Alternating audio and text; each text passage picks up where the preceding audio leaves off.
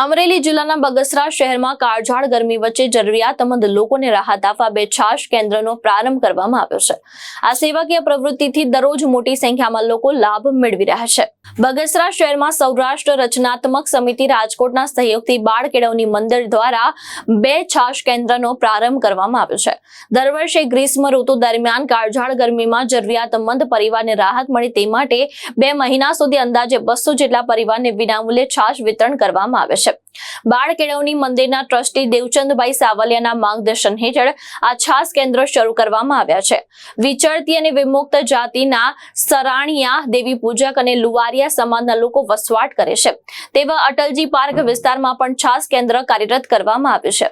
આ સેવાકીય કાર્યમાં દમયંતીબેન ડાભી, નૈનાબેન મવાડા સહિત અનેક લોકોનો સહયોગ મળી રહ્યો છે અને બહોળી સંખ્યામાં લોકો તેનો લાભ લઈ રહ્યા છે। સૌરાષ્ટ્ર રચનાત્મક સમિતિ રાજકોટ દ્વારા પ્રેરિત બાળ કેળવણી મંદિર દ્વારા અહીંયા વિનામૂલ્યે છાશ 2 મહિનાથી શરૂ છે। તો દરેક પરિવારોને વિનામૂલ્યે છાશ આપવામાં આવે છે અને પોતાના પરિવારને ઠંડક છાશ મળે રીતને બાળ કેળવણી મંદિર દર વર્ષે આયોજન કરે છે। દરરોજ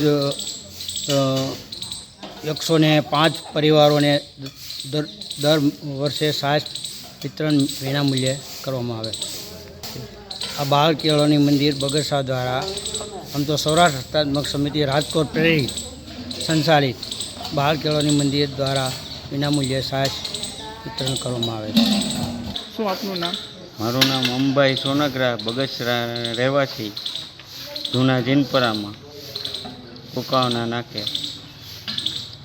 અમે બાળ કેળવણી મંદિરેથી છાશ લેવા આવી છીએ દર વર્ષે। આ 2 મહિનાથી અમે લઈએ છીએ ધગધગતા તડકામાં ને છાશ પીએ છીએ ને આનંદ આવે છે અને ઠંડક મળે। વિનામૂલ્યે છાશ આપે છે અને અમે આનંદથી છાશ પીએ છીએ અને ઠંડકથી બેસીએ। સરફરાઝ ખોખર, દ્રષ્ટિકોણ ન્યૂઝ, અમરેલી।